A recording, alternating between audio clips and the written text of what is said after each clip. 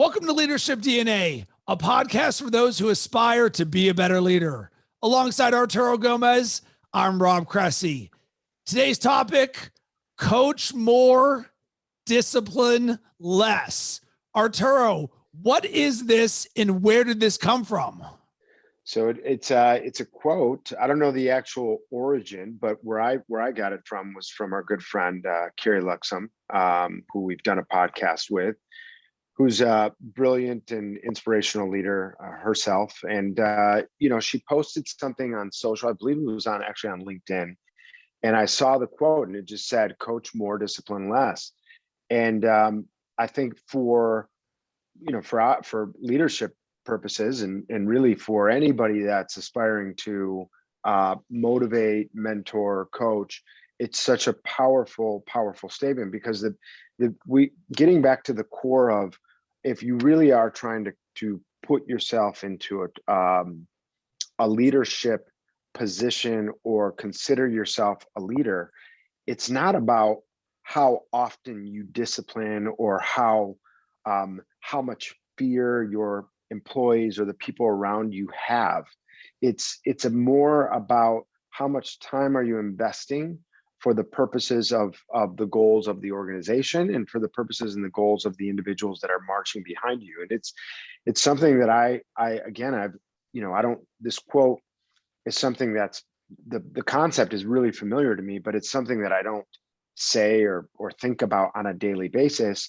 But when you really go to a kind of a granular level and you I can look at places that I've had and in current businesses that I have that I think are categorically successful, very successful places. They are really driven by this concept of love, mentorship, real coaching, coming down to a team, because there's never ever going to be a day that you're going to live in perfect. And if your objective is to come in on a daily basis and say, how many people can I discipline today? Well, your mindset is total. But I've met managers like that. I've met individuals like that really were more of a reactive from a leadership standpoint. I wouldn't even classify them as leaders, to be honest. I would just say that, they were individuals that were put in positions that had a title on their business card, but these were individuals that really were more focused on how much they could actually hammer on people around them, rather than develop them, coach them, inspire them, and embrace their journey. And so I think if you find yourself in a spot and you are somebody who considers yourself a strong leader, if you find yourself in a spot where you're focusing way too much on discipline, or you're disciplining too much, well, I think there's something broken in the process. And I think that you have to go back. It's that concept of, looking at the man in the mirror or the woman in the mirror or whatever, and really taking a step back and saying, so why is there issues that I'm having to address at a consistent high level with my staff? Is it because we didn't train them properly? Is it because they don't have the tools? Is it because I'm doing something that's not inspiring or motivational, or really embracing, again, their process and their journey? You have to take a stop. You have to pause everything to really take a look at it. Something is wrong.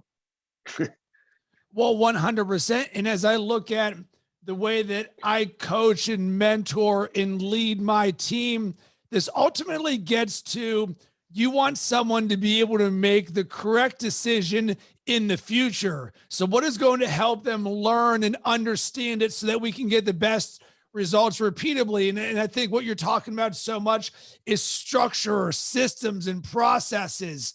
And scolding someone doesn't necessarily mean that the next time that they're going to do it correctly.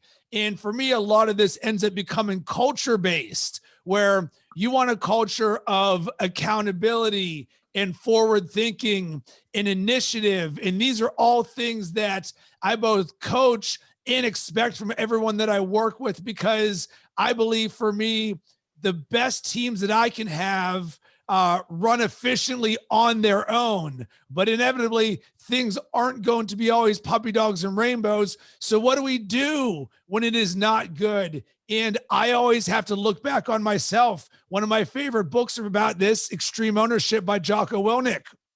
when something doesn't do good on your team, sure, it may be something that somebody else did, but you talked about it.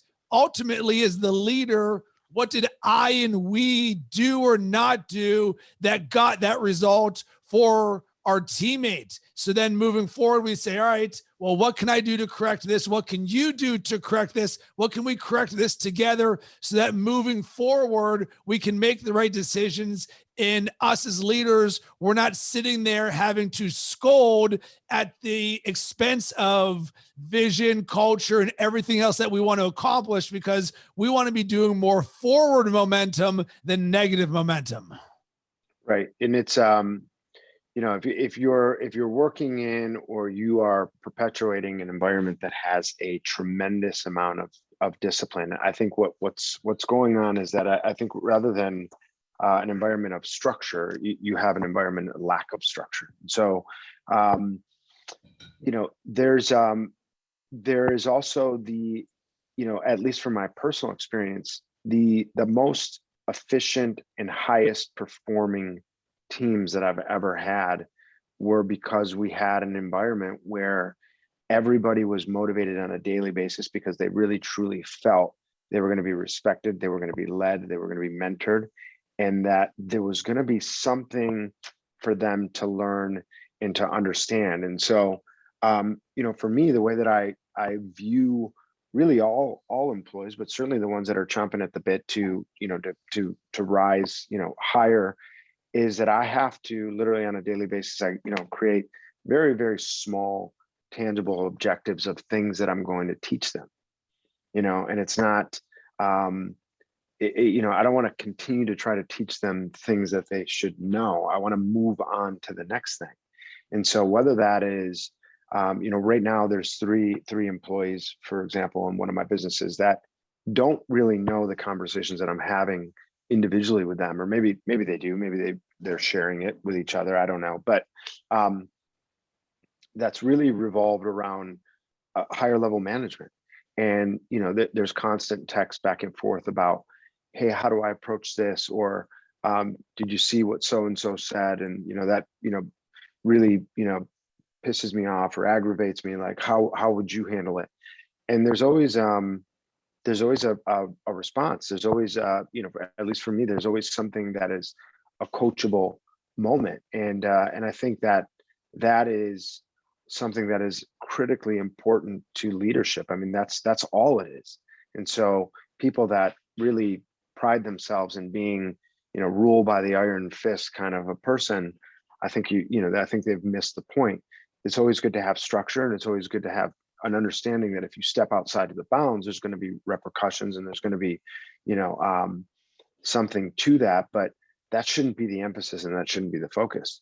Yeah, and I think that actually comes down to accountability, that in the perfect world, we want our team to be accountable for everything that they do, all of their actions. And we don't want to get to the point of discipline, because we want them to be self-aware enough to understand why they're doing the things that they're doing. And if they're not doing the correct thing, then I didn't put in the right structure to be able to do that.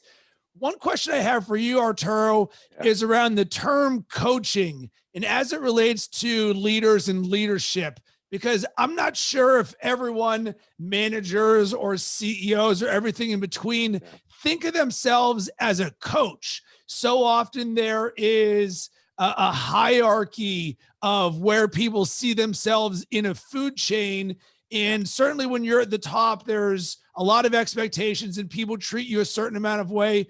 But I know on my end, I actually had to see myself as a coach instead of just as a leader, as an entrepreneur. And I think the core of it comes from wanting the best for everybody that comes in contact with me or is around me. And then 2, I have so much to share that can help them on their journey. And 3, I'm here to help us get the best results possible. And the best results doesn't always mean I'm going to discipline them, and if they don't do something right, that they're going to get yelled at. But instead, you as a coach has to say, what can I do to get the best results out of my team and do this repeatedly? I'm curious from your end, how you see yourself as a coach. Did you actually step into that and you say, I see myself as a coach? I mean, I don't really have that conversation, often with myself, but it is, listen, I think part of my passion towards leadership and part of my passion towards coaching is fundamentally ingrained in my purpose. My purpose is to inspire and empower and bring happiness to those around me and myself. And so, fundamentally that's the goal and the objective of every single day. And I also want to make sure that people understand that just because somebody has a CEO title or a president title next to them does not make them a coach. Those aren't, you don't get anointed. Those are leadership titles in a construct of corporate America in terms of the way that we view, hey, what's the leadership hierarchy? Well, there's a CEO, there's a president, vice president. It doesn't mean that those individuals are spending a tremendous amount of time working on developing, their teams. Most successful, I would probably argue and say that every successful organization that we can see today has somebody in the chain of command that is spending a tremendous amount of time and energy in the coaching and development of the teams. And so, as a leader, I think that, we have, and there's, I'll refer to the leadership construct in corporate structure related to business, because we can look at it a couple different ways. But in this way, the more time that you spend mentoring and coaching individuals, the efficiency and the output that comes from the business is extraordinary. So if you're somebody who thinks you're very P&L focused and P&L driven and profit, well, why not invest all your time and energy in your product? Your product really is your people, or your people are certainly an ancillary portion of your ultimate product. You can't deliver great food, great technology, great anything without having a great team underneath you. And great people are not going to stick around for uninspired leaders that really are focused on discipline rather than coaching and doing something great. So there really is a very tangible, direct link to the way that businesses perform if leaders are actually doing their job as coaches, mentors, developing, inspiring, empowering. So let's get to how to do this or how to work on it. And number one for me, nice and simple. As leaders, we lead by example. So the best way to get a future result out of somebody else is to see you doing it first. That is definitely number one for me. Number two, I believe you want to build a culture of discipline. So instead of saying we are disciplining everybody else, I would prefer to have discipline built into what we're doing, because within discipline becomes accountability, doing the right thing, being intentional, being aware. And when your teammates are all disciplined because they want the best for themselves and for everybody else, boom, that's how we're going to be able to get the results. So Arturo, what about you? What are some things that people can do to coach more and discipline less? Yeah, I mean, I think you mentioned it. You started the conversation with lead by example. I mean, that's super critical. People aren't going to follow and really be motivated by individuals that are not, driving the concept of where we want to go and living it on a daily basis. But process driven, so create a process and drive it. I think the other thing is having a growth mindset. And we've had a podcast about that and we've talked about that, but it really kind of is a trickle down. So if you, as a leader, you have these growth mindsets that are particularly most likely driven towards tangible numeric accomplishments on a P&L, or we're going to do 100 million in sales or 10 million in sales or 500,000, whatever the case is. I think you also have to have a growth mindset with the development and the movement, the succession of individuals that are on your team. If you're, and some people view it as a very dangerous thing. And that's why some leaders get caught up in how much they empower their staff. Well, this person can lead, this person can compete with me. I think if you live your life like that, you restrict your leadership capabilities. I tell people, I said, listen, my goal is for you to continue to be inspired every day that you're here with me. And if there comes a day where you're not, and you decide you want to leave, I hope that the time that we spent together was constructive for you and that it made you a better person, a better businessman, a better businesswoman, you know? So that's the goal. And I think that that's what, you know, leaders should, don't fear the process and the empowerment of people, because it's a beautiful thing. You'll be very, very surprised at what that type of culture creates. Well, on the inverse, imagine what kind of culture gets created when you're not willing to invest in coaching in the people because you're worried that they're going to leave. And for me, there is no place for leaders to be operating out of a fear-based mindset. By design, we want everyone to be better, and I genuinely want everyone to be better. My purpose is to be a positive force for good that leads others to what's possible. And Arturo, you've mentioned this so many times. There's nothing that makes us feel better than someone who's a part of our team who leaves and go and does something else where they can flourish. Of course, we want them to be within our world, but that is not the end. These relationships are going to continue to go on and on and on, and you never know where that's going to come back in.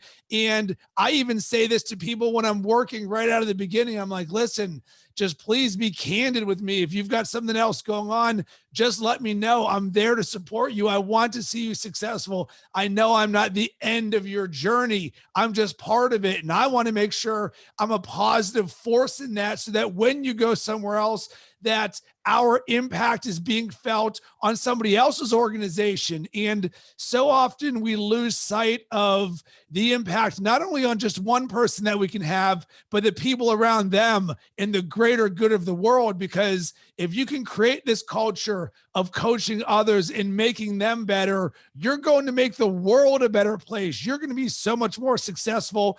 In the leaders that have this mindset, I can guarantee you are so much more successful than the ones that have that fixed mindset who say, I'm concerned about someone leaving, so I'm not going to teach them.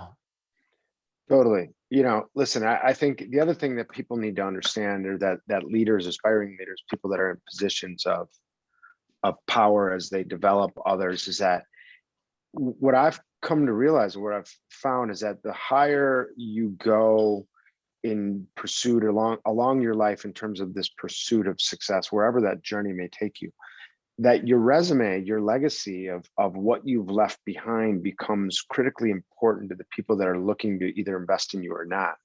People invest in the horse, you know, and they don't, it's not necessarily the concept. The concept is, you know, it's a big part of it. You know, it's an interesting concept, but can this individual really bring this thing to life? A lot of that now it's very clear that success at the highest levels is a cultural thing. It is, can this individual, you know, you may have somebody who's the smartest person in the world, and if they can't lead a team and nobody wants to work with them, or they have a toxic behavior and a culture that they've left scattered behind as pieces of a legacy, it's going to be hard for people to invest in that, you know. And so think of it as a real clear resume builder. The other thing too is that this legacy component, you never know where dots may be connected again in the future. And so I've been a benefactor of time and energy that I've put into somebody who left me, who came back. You know, so I got everything that I put into that person and a little bit more when they came back to the fold. So I love it. And one of the things that I am doing on the legacy component is I am building a digital university of habits, routines, and mindsets to help you accomplish whatever it is that you want in life. And Arturo, there's so many nuggets of wisdom throughout our series of podcasts and conversations that I want to share more with my team and with the world. And I believe that The highest power for me is to take everything that I've learned and everything that I've experienced and to reverse engineer it and to put it into little micro chunks and videos and lessons and blog posts and podcasts so that it can be easily consumable by anyone. Because when I look back at when I graduated college to where I am right now, conversations like the ones you and I are having right now didn't exist for me. And if someone said, Rob and Arturo, I want to be a leader, I want to be an entrepreneur, I want to create the life of my dreams, what are the things that I need to do or know in order to get to that place? And I don't believe that is being taught in college or regular education. And the world is changing now. So I want to be the leader who says, listen, you don't need to do things exactly like I did, but let us show you the way of some things that have helped us, some perspectives and some possibilities. So you can take the things that do resonate with you and put them into your life and practice. And then you go ahead and you share that with others. Right. Yeah. I mean, again, it goes to the long legacy conversations that we've had. I mean, to me, the the most, the biggest defining thing in anybody's career that's in a leadership position is how many other leaders did you create? That to me is that is the currency that certainly drives me, and I think that drives a lot of other leaders is what is your path? Did you leave a path of destruction, or did you leave something that actually fertile ground wherever you went?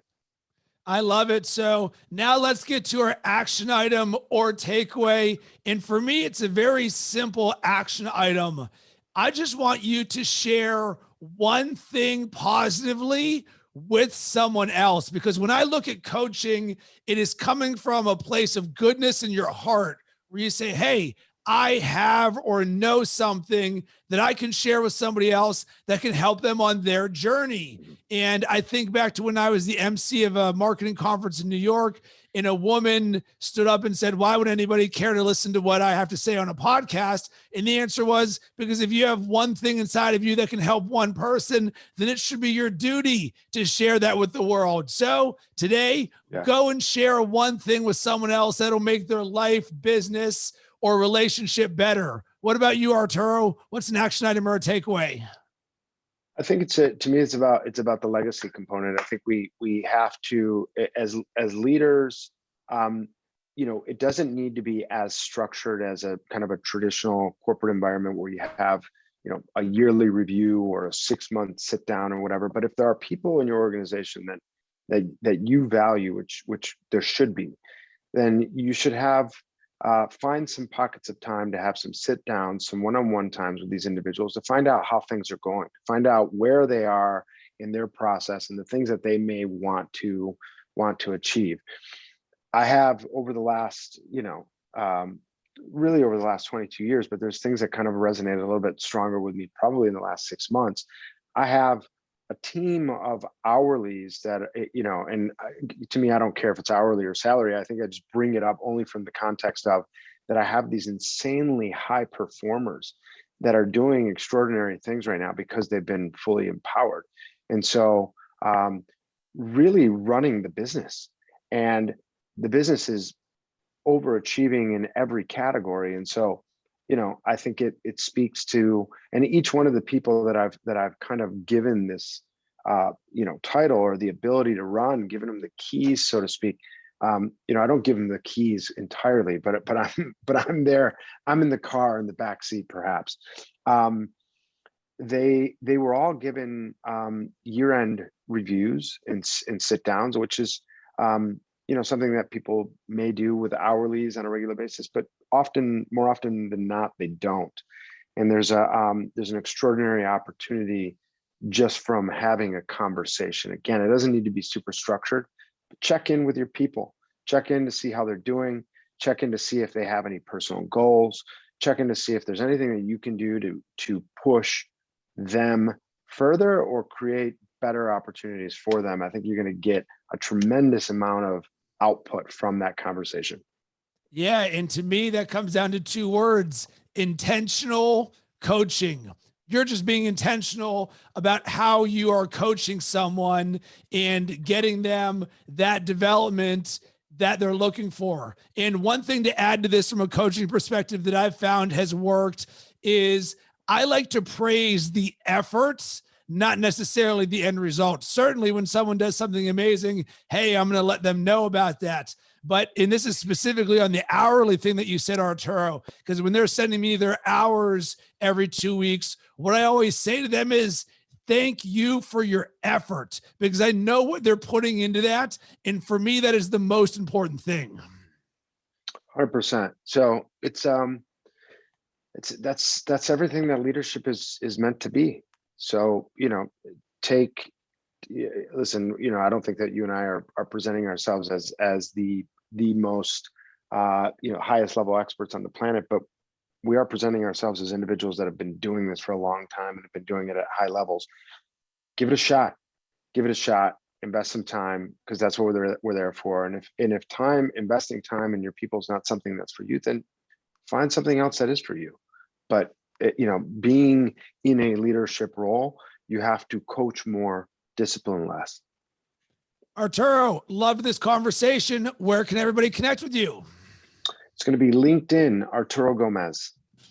And on my end, I've got something unique. We're talking about coaching. And one of the things that has been a big victory for me over the last year is I opened up a coaching business for what I do, where I specialize in personal growth and high performance and mindset. If you are someone who is looking to have that extra support to help you achieve that vision, I would love to have a conversation with you. You can hit me up on all social media platforms at Rob Cressy, or drop me a line, rob@robcressy.com. It's nice and simple. We'll have a call. I'll be there to support you, find out what you want to create, what you're challenged with, and what I can do to help you on your journey.